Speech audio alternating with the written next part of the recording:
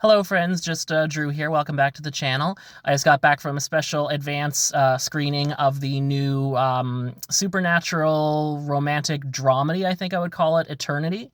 I had no idea that's what I was going to see. My movie theater was doing this like special surprise screening. You don't know what the movie is until you actually get into it. But I was very happy to see that it was Eternity because this one has been on my radar for a little bit. I'm a big fan of Elizabeth Olsen. I have been ever since she was the Scarlet Witch in WandaVision. I think that she's a really excellent actress. And it was exciting to see her do something outside of the Marvel Cinematic Universe. So the premise of Eternity is after you die, you end up in this sort of, I don't want to say limbo, but sort of a waiting area that looks a little bit like a subway or an airport terminal. And basically you have 7 days to figure out, where do you want to spend eternity? So these different themed kind of universes, mountains, beaches, and some of them are actually quite funny. And the main characters played by Miles Teller and Elizabeth Olsen are an elderly couple that die not together, but kind of shortly thereafter each other. He dies first and then Elizabeth Olsen's character joins him.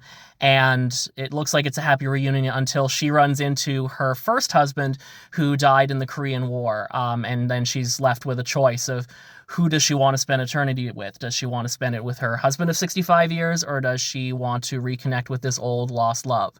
And it's shot in this very beautiful kind of retro style. The coloring was very kind of classic 1960s, 1970s sort of Technicolor kind of feel to it.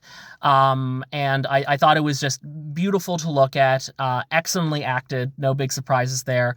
Elizabeth Olsen has to run the gamut of all emotions. She's really, really funny at times, really heartbreaking at times.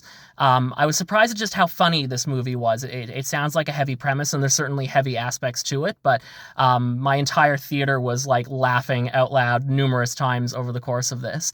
My only criticism is it could have been tightened up a little bit. There were a couple parts where it started to drag a little bit, but then once it picks back up, I found the ending to be quite satisfying. So in terms of other actors, Miles Teller was great. I don't think I've actually ever seen him in anything, but I was very impressed by him in this.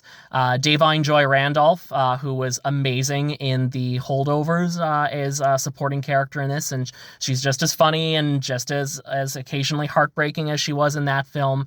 So yeah, it was a really special film. It's definitely going to be on my top 10 of the year. And even though I would have tightened up the middle a little bit, it's not going to drag it down. It's a solid 9 out of 10 for me. So go see it when you get a chance. All right. Thanks. Bye.